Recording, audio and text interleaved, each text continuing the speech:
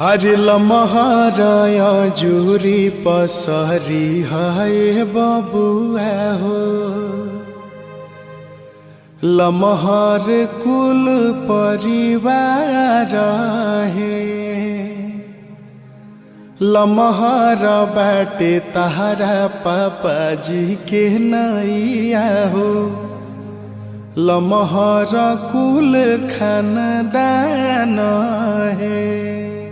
हरे लमहराया जुरी पसरी हाय बबुआ हो।